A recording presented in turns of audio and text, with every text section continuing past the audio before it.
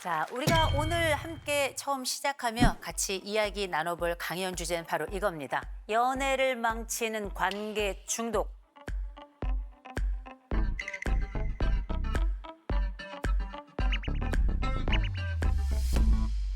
이 관계 중독의 제일 중요한 핵심엔 뭐가 있냐면 정서적 의존이 있습니다. 그 안쪽에 들어가서 그로부터 헤어나올 수 없다. 또 하나, 감정 집착이 있어요. 이 사람으로부터 나는 떨어질 수 없어. 떨어지는 순간 내 안에는 불안이 엄습해. 그래서 관계 중독은 폭력성하고도 굉장히 연결돼 있다. 그래서 우리가 흔히 말하는 데이트 폭력 있죠. 이런 것들은 대개 관계 중독으로부터 비롯되는 경우들도 상당히 있다라고 먼저 좀 말씀을 드립니다.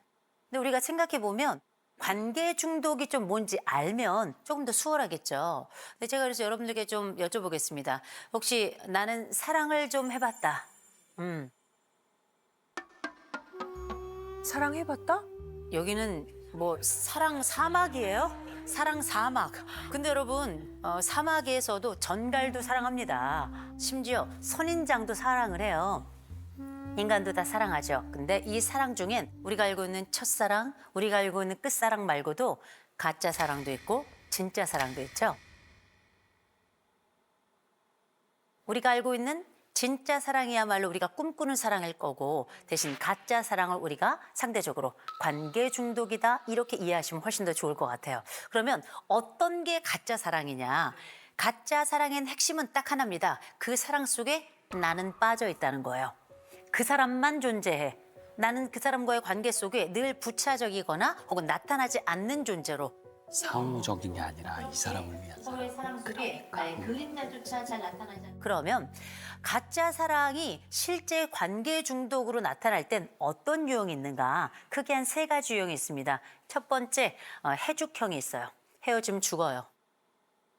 해죽형. 두 번째, 돈의 살. 도와줘야 내가 살아요. 그 사람 도와줘야 내가 산다니까요. 돈의 살형이 있고요. 세 번째, 사모살. 사랑 없인 난 못 살아요. 이런 세 가지 형태가 있는데 첫 번째 있는 헤어지면 죽어요. 해죽형이라고 말씀드렸죠. 이건 일명 우리가 많이 말하는 불안의 착입니다. 이 사람이 떠날까 봐 쩔쩔매요. 이 사람이 떠나지만 않는다면 난 뭐든지 할 수 있어. 이 사람이 떠나면 나는 아무것도 아닌 존재가 돼. 그래서 이 사람이 존재해야지만 내가 존재하기 때문에 버림에 대한 얘기가 한마디만 나와도 어떻게든 매달립니다.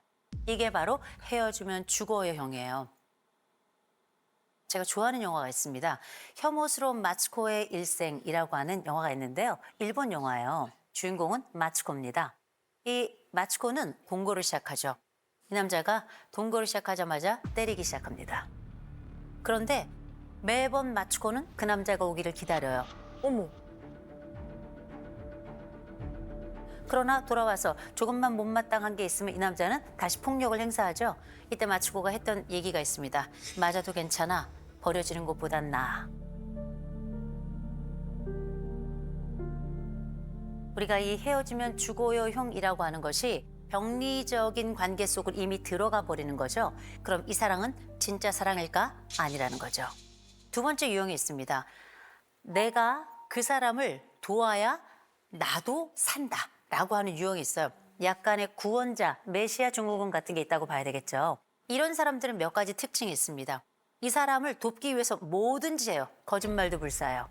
내 모든 재력이 바닥나도 상관없어요. 그래서 우리는 중독자와 살게 되는 거예요. 이런 사례가 있었어요. 아내가 아주 심각한 알코올 중독이에요. 지각과 결근이 속출하는 거예요. 이 여인이 30대 후반인데 남자는 40대 초반이에요. 아내의 회사에 전화를 해. 여보세요?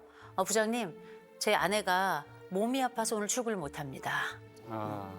그리고 심지어 이 말고도 굉장히 많은 거짓말로 이 아내의 결근과 혹은 조퇴 이런 것들을 다 이 남자가 전담해주고 있어요. 이게 과연 건강한 관계일까요? 절대 아니죠.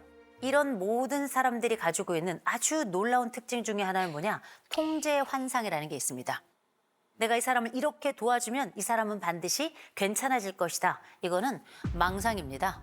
절대 그 사람은 좋아질 수가 없어요. 누가 누구를 구해요? 맞아요. 내가 이 사람을 도와주는 것으로 이 사람은 스스로 할 수 있는 것을 못하게 되거나 놓치게 되죠. 내가 모든 것을 다해 이 사람을 위해 희생을 해. 그래서 이 사람이 좋아질 것이다 믿어요. 그래서 온갖 헌신을 다 했어요. 그랬더니 이 사람이 좀 좋아져.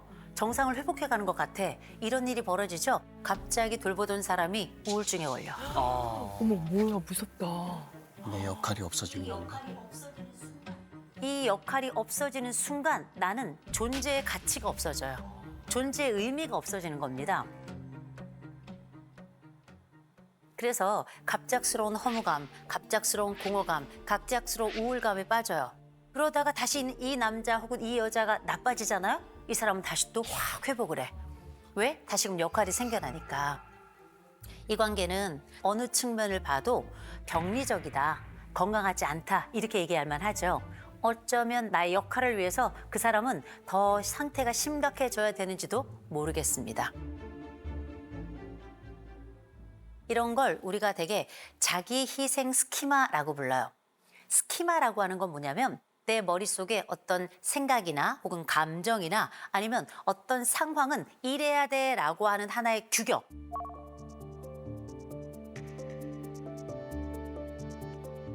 그래서 이 규격과 틀 안에서 우리는 생각해요. 그래서 이를테면 이런 거죠. 강아지가 예쁘다 생각하는 분들은 다른 강아지도 선뜻 만져요. 고양이가 무서워하는 사람은 다른 고양이도 절대 만지지 않습니다. 스키마가 있어서예요. 내 머릿속에 강아지는 귀여운, 안전한, 고양이는 무서운, 두려운 이런 구조가 딱 짜있기 때문에 그 구조에 맞춰서 우리는 생각하고 행동하고 말하는 거거든요. 자, 제가 이야기 하나 해드릴게요. 너무 예쁜 분이 상담을 왔어요. 이 여인 옆에 한 남자가 같이 들어왔습니다. 이 남자는 이 여인보다 키도 작아. 인물도 없고요. 배도 불룩 나왔어요. 이 여인이 이 남자랑 동거를 하고 있거든요. 어떻게 살아가고 있냐면 이 남자가 맨날 때려요. 때리는 것도 때리는 거지만 이 여자가 이제 유튜브도 하고 해가지고 돈을 벌어와요. 돈을 벌어오면 이 번 돈으로 이 남자가 놀고 먹어요. 이 여인이 예쁘잖아요. 세련됐잖아요. 정말 성놀이개처럼 성관계를 해요. 그럼 우리 같으면 어떻게 해? 나는 도망가잖아요. 도망가야죠. 우리 같으면 그렇게 살 수 없잖아요. 근데 이 여인이 뭐라 그런 줄 아세요? 이런 남자 없대요. 왜? 이런 남자 없대요. 응? 자기와 살아주는 이런 남자 없다는 거예요. 납득이 안 돼요. 가스라트겠나 보다. 그러니까. 그 얘기 딱 끝나자마자 이 남자가 저를 딱 쳐다보면서 이 여자 보세요. 나니까 사는 거예요. 어머머머머머. 이 여자 봐요. 이 형편없는 여자 보세요. 이 여자 어떤 여자인 줄 아세요? 지 손 하나 제대로 깨끗이 못 닦는 여자예요. 이게 무슨 말씀인가 했어요. 그랬더니 이 남자가 이 여자가 손을 씻고 오잖아요. 검사를 해. 다른 거 검사 안 해. 딱 손만 검사해요. 깨끗이 씻었나 안 씻었나. 여인이 33살이에요. 이 남자가 이 여자를 나무래. 더럽다. 지저분하다. 형편없다. 그리고 나서 경우에 따라서 폭력이 발생하기도 해요. 아니 왜 살아? 이런 남자랑 왜 살아? 어이가 없죠. 이 여인은 성장하면서 무슨 일이 있었냐면 이 엄마가 이 딸을 정말 쥐잡듯이 했어요. 제가 깜짝 놀랐던 게 뭐냐면 그 엄마가 이 딸 손을 검사했어요. 너무 놀랍죠? 그리고 이 남자가 손 검사를 한 거야. 아무것도 없는 이 양아치 같은 남자가. 그러면서 어떻게 나의 성장의 스키마, 엄격하고 나를 함부로 대한 엄마가 싫기도 했지만 나는 이미 그 구조 속에 살면서 익숙했기 때문에 다시금 이 여자는 고향을 찾아온 거예요. 그렇게 그 관계의 반복이 이 남자와의 관계의 반복으로 이어지고 있죠. 진짜 무섭다. 와, 진짜 무섭다. 자기 희생 스키마가 있는 사람은 다른 사람을 돌보느라 내 모든 것들을 다 희생하더라도 이 사람만 살리면 되는 거예요. 심지어 내 몸이 다 문드러져도 상관없어요. 내 돈이 다 날아가도 상관없어요. 그 사랑을 위해서 나는 모든 걸 불사를 수 있어요. 와. 이렇게 이야기하는 거거든요. 이건 사랑이 아니죠. 그 모든 순간에 내가 없으면 그건 사랑이 아닙니다. 기억하셔야 돼요. 세 번째로 좀 말씀을 드리자면 네. 이런 유형이 좀 많아서 사랑 없이는 난 못 살아요. 형. 그렇죠. 우리가 사랑이 없으면 어떨까? 내가 사랑받지 못하면 어떨까? 예를 들어서 두 분 결혼하셨잖아요. 네네, 네. 근데 사람마다 네. 불안할 때가 있잖아요. 있죠. 두 분은 불안을 어떻게 처리하세요? 이거는 충분히 내가 겪을 수 있어라고 생각하고 난 다음에 그 다음에 잊어버려요. 그 다음에 아무 생각 없이 그냥 딴 영화를 본다던가 뇌를 비운다 그럴까? 뭐 그렇게 약간 좀 이겨내는 것 같아요. 근데 그렇게 심하게 불안증이 심한 스타일은 아닌 것 같아요. 저는 약간 좀 무디 스타일이지. 어떠세요? 요새 제가 극복하는 방법 중에는 이제 책 같은 거 보잖아요. 그래, 사실 이런 정도의 좌절과 불안은 나를 성장시키는 거야. 무너뜨릴 수 없어. 성장시키는 거야. 그런 거를 이제 자꾸 되뇌이면서 그래, 뭐 별거 아닐 거야. 뭐 이렇게 하고 넘어가려고 할수 노력하고 있다. 있어요. 예. 아니 호전 쌤은 네. 어때요? 약간 불안함이 좀 있으신가요? 어떻게 이겨내세요? 그러게. 전 그냥 먹어요. 아니 어제도 라면을 2개나 먹었대. 저는 뭐 이렇게 좀 먹고 불안할 때 혹은 불편할 때 슬플 때 가는 카페가 있어요. 그 카페에 가서는 꼭 와플을 먹어요. 어쨌든 계속 먹어요. 이런 위로 장소하고 위로 음식 같은 걸 저는 잘 쓰는 형이라. 근데 어떤 사람들은 불안하면 바람을 피워요. 어떤 사람은 불안하면 섹스를 해요. 어떤 사람은 불안하죠? 그럼 나가서 원나잇을 해요. 결혼한 상태인데. 이런 불안한 줄타기를 왜 하는가? 더 큰 통증은 작은 통증을 잠재워요. 더 큰 스트레스는 작은 스트레스를 잠재워요. 너와 나 사이의 관계의 위기의 스트레스는 내가 하는 외도의 스트레스를 통해서 잠들어요. 근데 이런 그 섹스 중독이 생각보다 되게 많습니다. 한 직장인은 어느 정도냐면 하루에 3번에서 4번을 해요. 하루에?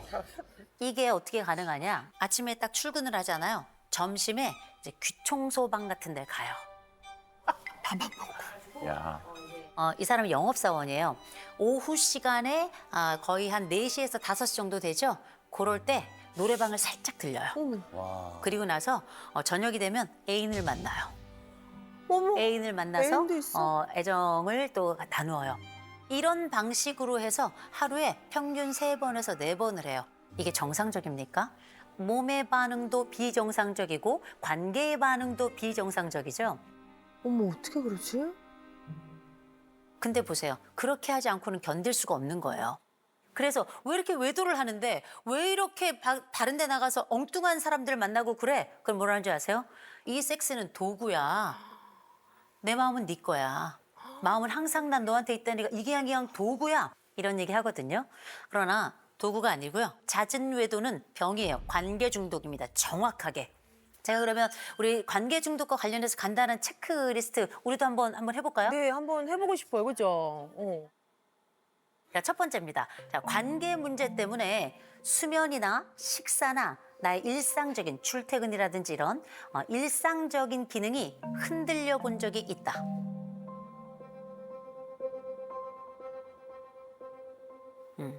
두 번째, 같은 패턴에 집착. 내가 이 사람 만나서도 똑같이 그렇게 되더니 또 다른 사람 만났는데 또 그래. 이런 특정한 관계 패턴이 자꾸 반복된다. 세 번째, 관계를 끊어야 된다는 걸 머리로는 아는데 몸이 말을 안 듣는다. 또 하나, 극단적인 위협. 너 떠나면 나 죽는다. 이런 말이 자꾸 나온다. 혹은 들었다. 마지막, 상대가 분명히 폭력적이고 착취적인데 그래도 그 사람이 나를 사랑하잖아. 이런 생각이 맴돈다. 하나나 2개만 돼도 문제가 있어요. 그런데 이게 3개가 넘어갔다? 전 잊지 마시고 반드시 상담 받아보시라. 이럴 때는 상담을 조금 받아서 건강한 대상을 내 스스로 이렇게 하나의 스키마로 다시 설정을 해야 돼요. 그리고 누군가를 새롭게 만나는 동안에도 이게 나쁜 관계로 흘러가지 않도록 상담자의 도움을 받으면서 조율을 받으며 그렇게 사랑을 시작하면 훨씬 더 안정적일 겁니다. 제가 진짜 요즘 정말 요새 2030의 마음에 안 드는 얘기를 들어요. 자기는 나쁜 남자를 좋아한대요. 미친 거예요. 나도 그랬어 20살 때. 제정신이 맞아. 아니에요. 맞아 구원해줄 수 있을 것 같아. 나쁜 남자? 어떻게 당해봐야 알겠어? 아무것도 남는 것 없이 버려져야 그렇게 인생이 소진돼야 그제서야 정신 차릴래요? 그거 왜 그런 줄 아세요? 한 번도 건강한 사람을 찾는 방법을 배워본 적이 없어서 그래요. 맞아. 그래서 내 스스로도 한번 생각해 봐야 됩니다. 나는 어느 지점에서 빠져나올 수 없을 정도로 매몰되어 있는가. 그리고 날 완전히 상실한 상황에 그 사랑에 혹시 내가 들어가 있는 건 아닌가. 그렇다면 자르기 하셔야 돼요. 자르기. 이 사랑이 진짜가 아니다고 생각이 드죠? 자르기 시작하셔야 됩니다. 우리가 사랑하면서 관계 중독에서 멀어지고 동시에 나를 보호하면서 참된 사랑을 시작하는 바로 그 지름길이 되지 않을까 싶습니다.